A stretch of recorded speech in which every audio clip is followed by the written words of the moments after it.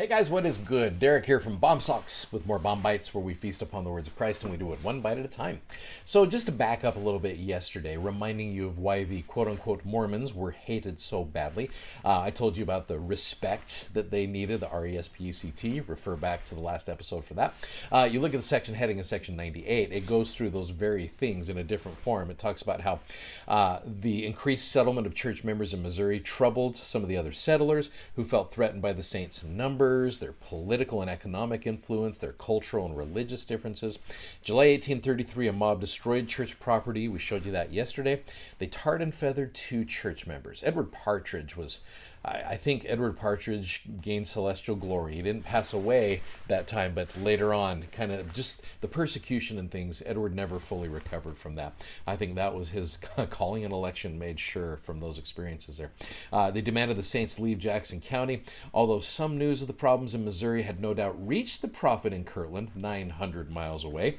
The seriousness of the situation could have been known to him at this date only by revelation. It's not like the saints were pulling out their cell phones going, "Joseph, quick, they're kicking us out of Missouri, help us out." And Joseph texts back, "Yeah, hang on, I got some revelation." That's not what they did.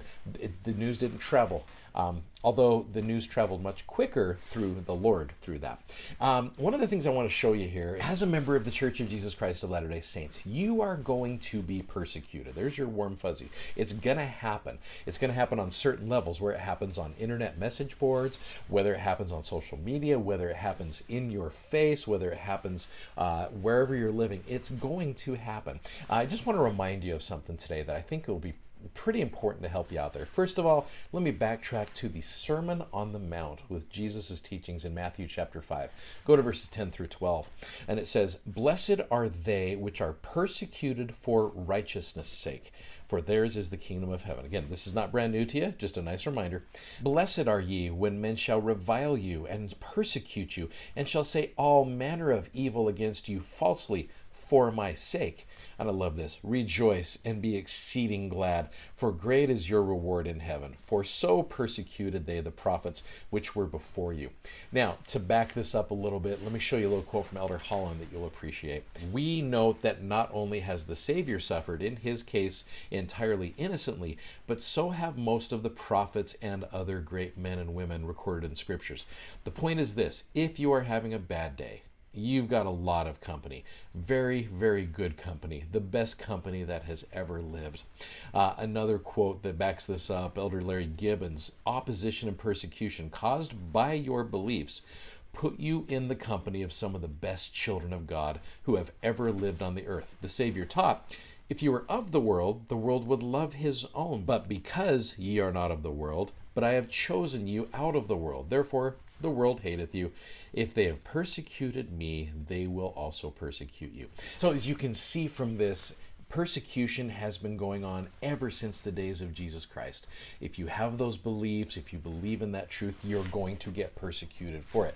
It happened in 1833 as well, and it happens in 2021.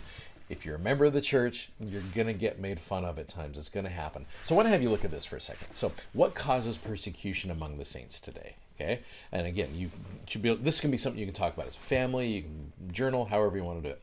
Have you ever been persecuted as a member of the church? And how did you handle it properly? Because oftentimes we do not always want to handle it the best way. The natural man within us wants to come out and lash out at people. So I remember talking to a friend of mine one time who's just going through a lot of difficulties. This friend felt like they were absolutely being bombarded by the adversary, almost persecuted by Satan. And sometimes it feels that way. But you feel lonely, you feel discouraged, and this friend of mine was right there in that. So we were chatting about it, and I just mentioned, some of these early saints went through some tough stuff and encouraged them to go into the scriptures.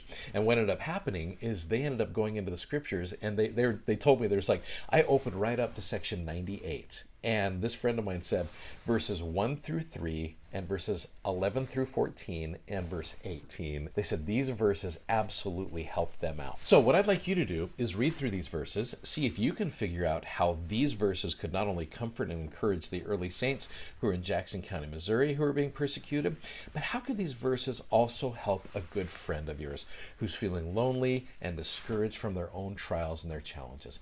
Maybe they feel like that God is not with them or God has left them. So take a minute and read through those verses and then come back and we'll just talk about a couple. Okay, so you don't need to go much farther than just the first couple of verses here. Verily I say unto you, my friends, fear not. Let your hearts be comforted. If you want to have a really cool experience in the scriptures, study out the word let. Let means to allow. And it's almost like if there's someone keeping us from doing that, it is ourselves. Let your hearts be comforted. Rejoice evermore. In everything give thanks. Waiting patiently on the Lord, for your prayers have entered into the ears of the Lord of Sabaoth.